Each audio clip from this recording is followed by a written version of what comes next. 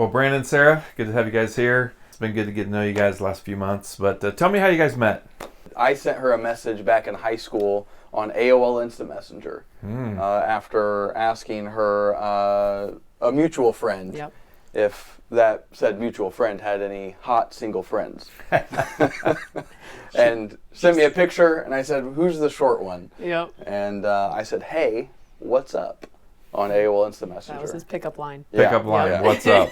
Took me about a year and a half, I'd say, or so, about a year, before we fully started dating.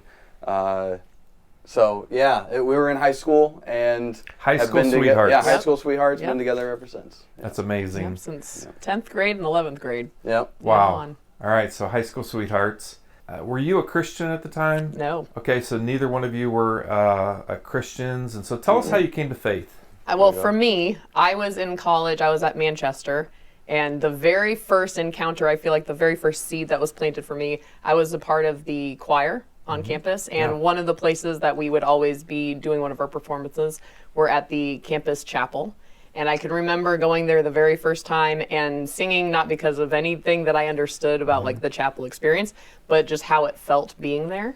And I remember calling my mom afterward and saying, it felt good, and I was kind of bummed when it was over. And I don't know if I actually believe any of this stuff, but it would be kind of nice just to believe in something. And so that was the very first pebble for me. And then we were also, at that same time, we were involved in Amway, and we knew other couples in the business that were Christians. And so we were kind of taught to, seek counsel, and when you have, life things, and, we saw them living a different life. They just had joy. They had peace. And it was the first time we had ever been around people who were serious about their faith. And there was just something inside of both of us that were really intrigued and curious. And there was just a hunch that it had something to do with their faith. And so long story short, we started going to church with them and just knew that all of this that we were learning was brand new. It was a total different way of life, and it was just, we're really grateful for that. Just that example of them just being people. It's not even like they preached to us or anything. We just saw it. Were you married at this time? No, so we were dating. We were dating through that time. We eventually got engaged and married, kind of all in that season. Yeah. So, And so somewhere in there, you felt the call to full-time ministry. Tell me about that. Well, it was Super Bowl Sunday of 2011. Really? Yeah. I don't know what happened during the Sunday service church. I couldn't even tell you what we sang, what the message was about. No any idea. of the details, but I do remember us walking out toward the car, and we got in the car and we looked at each other and said, did you feel that? And it was instantly we both knew that God was calling us to something more. And so we called Greg Kraft from Cedar Creek, who's a mentor of ours, and we was hey, I think God's calling us to something more. And we met with him the next day and told him what we had been praying about, the whole I didn't pay attention to the Super Bowl at all. I was just praying and trying to figure out what is this, and he said, what do you think God's calling you to? And I said, to do what Mike does. And Mike was the lead pastor at Cedar Creek at the time, and that's what made sense. And so we ended up going to Cincinnati Christian that weekend to do a visit, because he told us about that.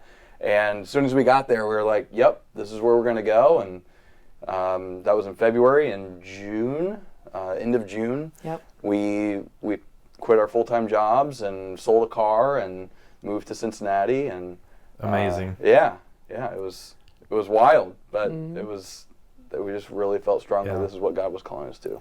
Tell us about what it was like in those college years, because I went to Cincinnati as well. Yeah. The school's no longer there. Yeah. Our alma mater is not in existence. May she rest in peace. But those years were significant for me in my development. Even relationships, building lots of relationships with people that I'm still lifelong friends with. Just briefly, how was that college experience? You were already married at the point when you went there, but tell us a little bit about the years in Cincinnati.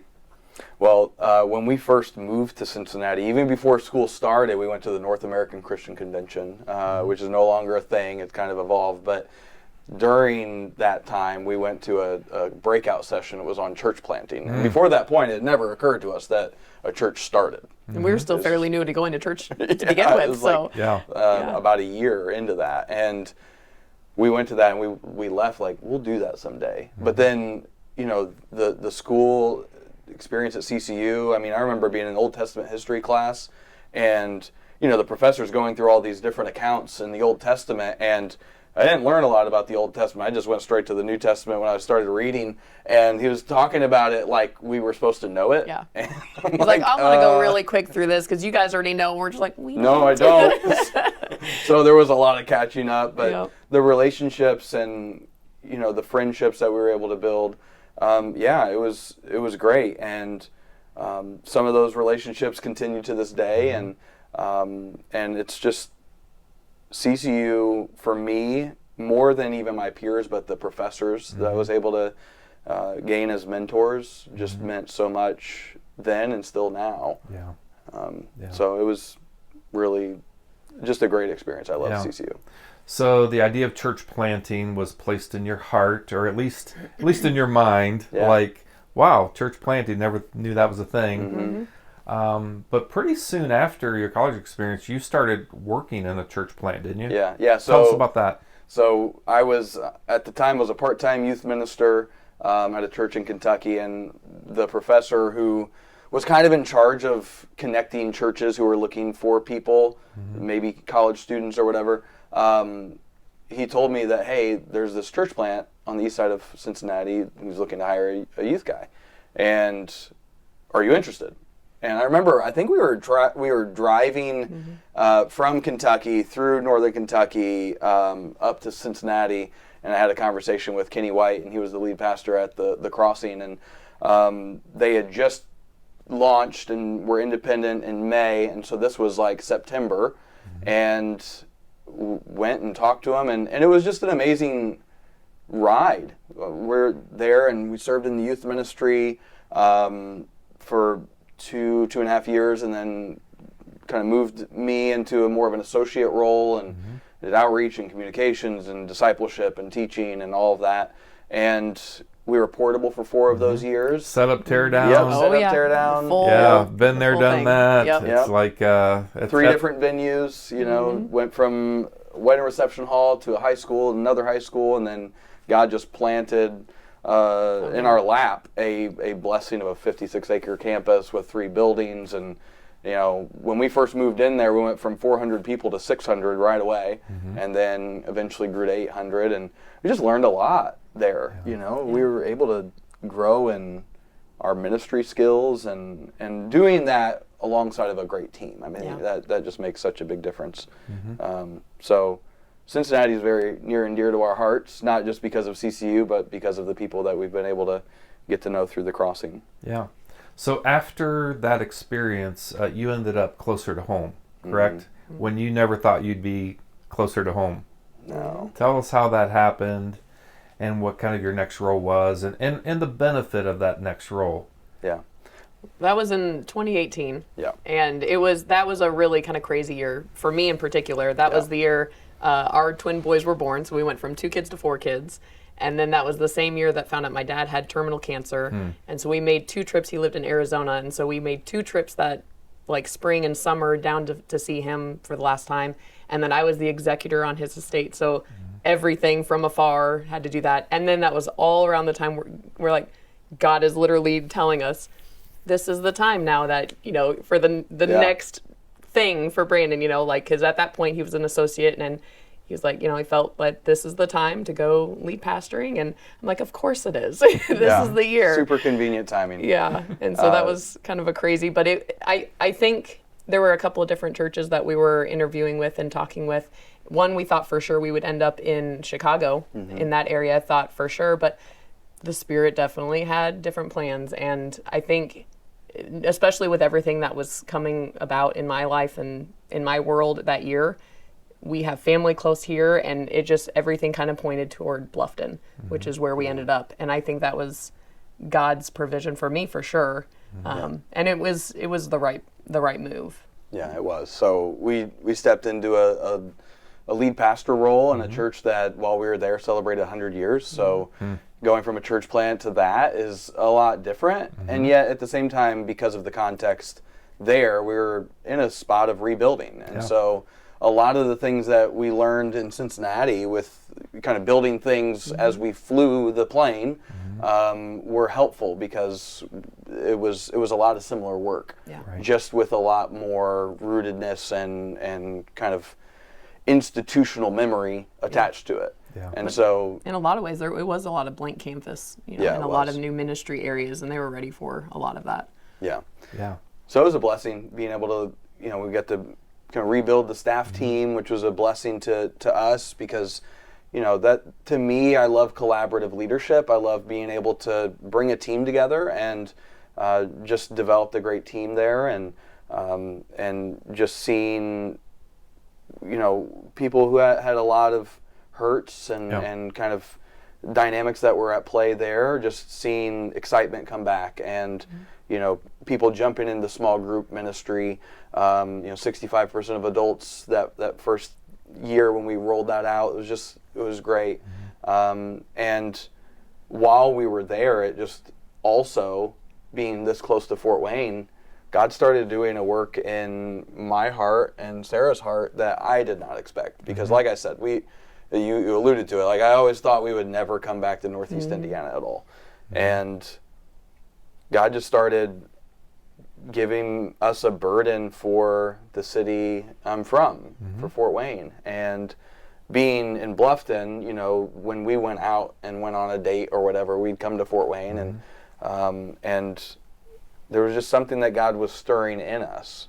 And that was a big transition for us, leaving First Church of Christ in Bluffton and focusing on Fort Wayne, knowing that, the ministry, a ministry role is not necessarily like right there. It's more, let's focus our energy here and be disciple makers and just be followers of Jesus, and we'll see how God leads in that. And so it's been that gap was a very big patience and perspective building type thing. Yeah. So, Sarah, tell me the first time when Brandon said, "Hey, I think we should start a church in Fort Wayne." Tell me how that conversation went. Well, I feel like my brain was already there. Yeah. And so he had to catch up. Well, sometimes, yeah. Because we both had been talking about and praying about and feeling kind of drawn to Fort Wayne for a while. And then, but last spring, so about a year ago, he and I both, like at different points, had been feeling very, very strongly like that pull back into vocational ministry, even though we didn't really see an obvious position or place in front of us. And I can remember telling him at that point, if nothing opens up here, even though we felt like Fort Wayne was it, if we don't pursue whatever that is, even if it's somewhere completely different, far away, we would be disobedient to God. And at that point, like, we need to be more proactive on pursuing this. And I said, but, and at that point, I feel like I wanted to stay kind of a little closer to where we were used to with, the kids, and, that adds a whole nother dynamic in it. But we were both willing to just open-handedly wherever God leads, because we knew that was going to be whatever would be best anyway. And so when he was wrestling through that and trying to figure out, all right, let's just cast lots. Let's, pray, brush up the resume. He was looking at in different states and all around. And I was just very much like, I'm just trusting the process. And so when he came out, I was working from home. I think it was on a Friday. And he was like, Sarah, I just had an epiphany. I think I know what we're supposed to do. And he was like, I think God wants us to plant a church in Fort Wayne. And I'm like, yep. And he was like, we're usually two steps behind. Yeah. She's just waiting. Just come on. But I knew, like, 'cause we've had different times over the last 15 years where there'd be times where I'm thinking, like, maybe this is the time, and he's like, nope. Or he was like, maybe this would be the time, and I'm thinking, no, it's not. And so this is the first time. So I knew, like, if I thought this could definitely be where all those pieces are pointing already, but if he wasn't there, I knew it wouldn't be the time. And so when he said that, I'm like, yep, I'm there too. So yeah. Well, that's amazing. So I remember when some of these same stories are true of, like, Carmen and I, when we planted the river, over 20 years ago, or 20 years ago, but all the work before that. And one of the things that really hit me at the time was somebody said, well, what's going to be the name of the church? And I'm like, oh, I didn't think about naming a church. Like when you said, like you didn't realize churches get planted, I didn't realize you actually have to name a church. Like I didn't realize there wasn't a catalog that you have to pick from or something. Right. But like you get the, so we have a real unique story about how we came to call the church the River. Tell me about how you picked Venture Christian Church, or Venture. Yeah.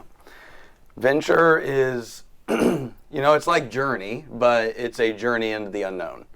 And it's oftentimes comes with it this sense of excitement, but also you don't always know where it's going. So there's it twists and turns, there's risk, that requires trust and courage. And for us, following Jesus has been a venture. Mm-hmm. It's been just, I can tell story after story after story of like times where we thought we had a plan and God led in a different way. And that's kind of the heartbeat of what we've seen this life of faith following Jesus being. And at the same time, we have a heart for helping others encounter that kind of lifestyle, that kind of like level of faith where you're just willing to do whatever, whenever, wherever, however. If God's in it, you're just willing to say yes. Yeah. And as a church, our heart with Venture is that out of Venture Christian Church will come many kingdom ventures. We want to be a church planting church, like a church that sends, like the church at Antioch in the book of Acts. We want to be open-handed with being resourcing and partnering with other churches, other organizations. If there's things that we come across in Fort Wayne or in the area that we see as like, this is a challenge, this is an opportunity for the salt of the earth, the light of the world, the church to step into. We want to be that kind of a church that is entrepreneurial in our mindset. And if there's something that needs to be started, a ministry, then we'll do that. Or if there's somebody who's already doing that work, let's partner with them. But that partnership goes beyond dollars. Let's send our people to be a part of it.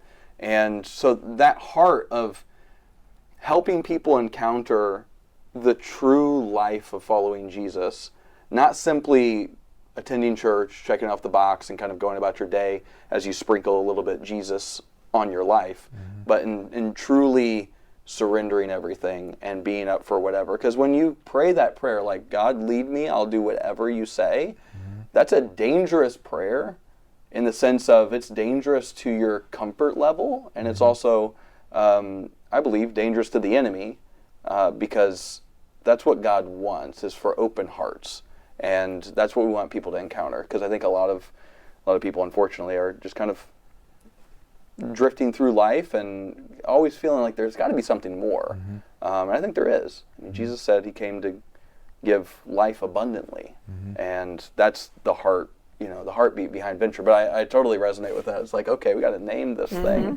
All right, where do we go from here? And so, it was a lot of prayer and. But this really lands for us. Yeah, great. So there's probably already been and maybe will be. So talk to me a little bit about some potential hurdles. What are some anxiety-producing things? How does this affect the family and the kids, and just some of those kind of things as you enter into this. You're in this next season of execution of like, okay, we're in this, and things have to happen. Right. Relationships have to be built, and building launch teams and all that. Speak about some potential hurdles, things that keep you up at night. How are the kids doing with all of this? Do they have a sense of what's happening? Just talk to me about that for a minute. Yeah, I would say the last couple of years have been interesting, especially like with just our family, just because from pretty much the moment we got married, we were already kind of in vocational ministry. I mean, very shortly after. Yeah. And so with our kids, that's all they knew. was dad was a pastor, mom was the pastor's wife. We are the last ones to leave church all the time, and we're never picked up from our classroom because they're always talking to someone. Like, so that was just their reality. And then going into, now we're plugged into a church, we're not like in a staff role, and so there was that transition, I think, was hard for them at times. And so I think we're all collectively looking forward to having more of that long-term place, to really root in. And it's been neat as we've been, meeting with our launch team, and like our oldest, having her kind of help facilitate a little bit of interaction with the younger kids who are showing up to our launch team, and really speaking life into that of, this is an area that you can really help us with a lot once we have Sunday services and things. And so she had been, in the last couple of years, been able to help even in children's ministry as like a teacher helper and things like that. So seeing more ownership in serving has been cool.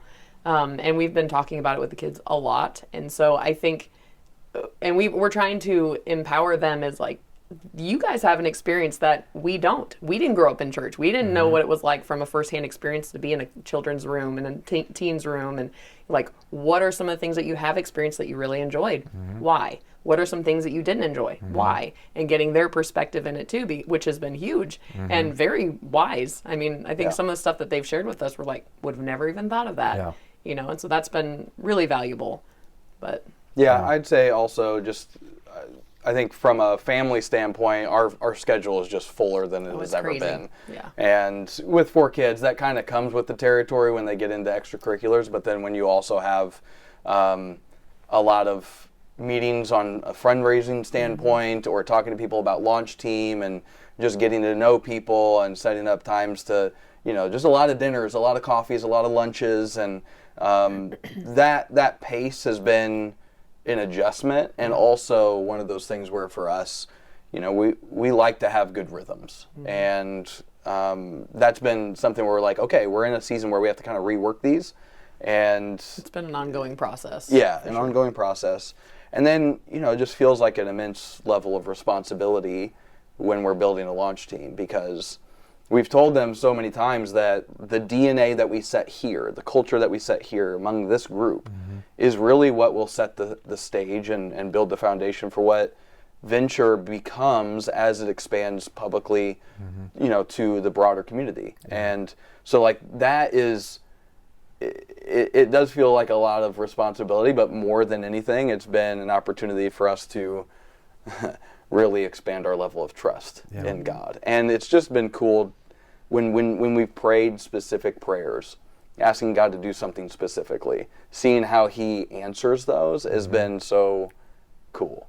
And, I was telling Sarah, it was a week or two ago on my way home from a meeting, and I said, how when we get around church planters, they always have these stories, these kind of big rock moments. It's really cool because we're like seeing them happen right in front of us.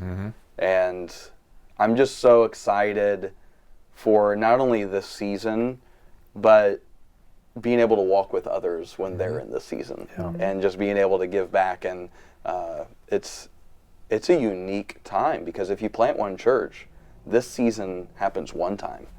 And we're trying to not just survive it, but thrive through it, and also like smell the roses, and also stay diligent, and pray a ton and trust a ton, and also have our hands open, because the plans that we make, they're not always going to be the way things work out, because God has a much higher perspective than we do.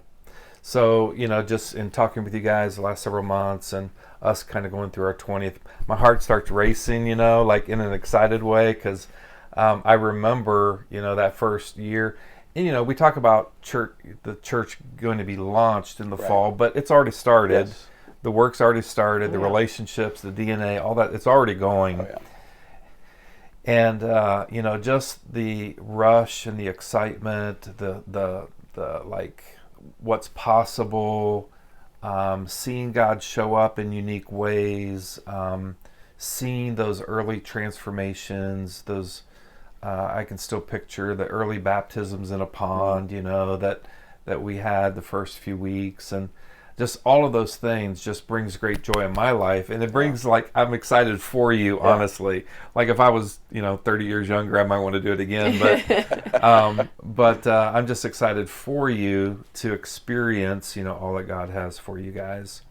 And so if I were to ask you, like, 20 years from now, what would you hope to be remembering? What would you hope to be celebrating? Just maybe say a word about that. Yeah.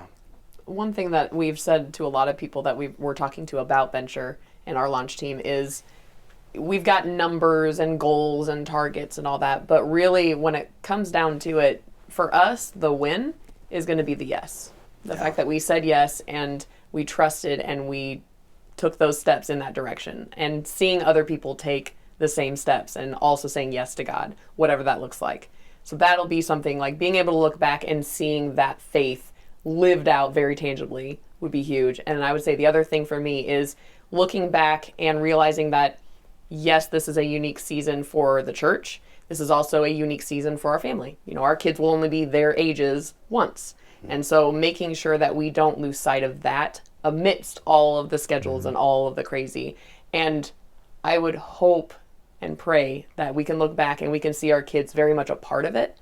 And also, like, our family unit being strong, and then, like, all the things on top of that as well. So, like, seeing all of that working together rather than kind of in tension with one another, that to me would be a win. And the things I think about are the stories of people being sent out, that not only being sent when they joined Venture and said yes to being a part of building this, but then God doing a work in them to where we get to go send them out to the next thing, whether that be a church plant or joining the mission field or starting a nonprofit or a business that loves Jesus and wants to care for their employees in tangible ways. Like, I think about all those things, and honestly, I look forward to seeing kind of a legacy of faithfulness to the vision, because I know that any church plant can lose that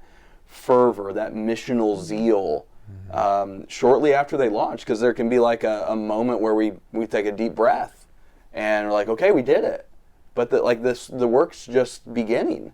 And I just think about the people who their lives will be changed not by us but by God using our team's yeses to bring an eternal kind of impact in people's lives.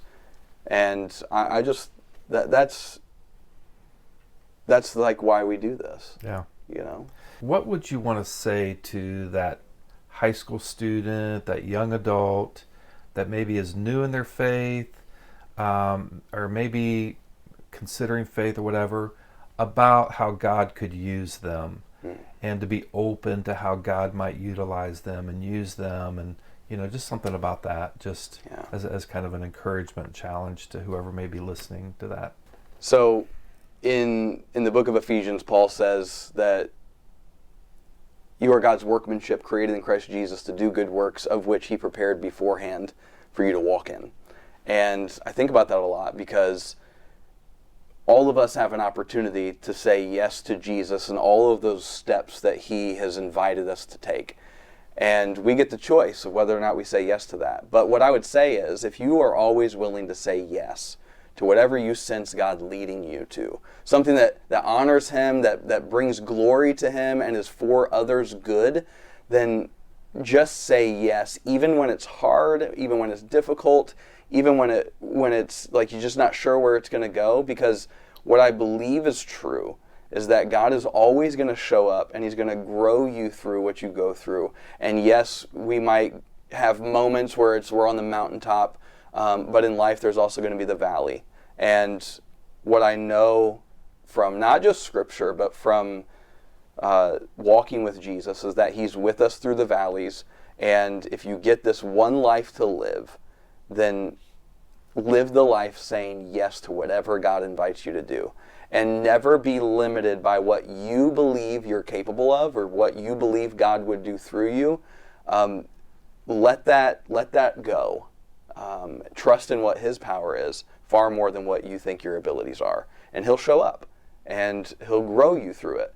And your yes to him will always be the best answer to any opportunity or any question in your life. Here at the River, church planting has always been in our DNA.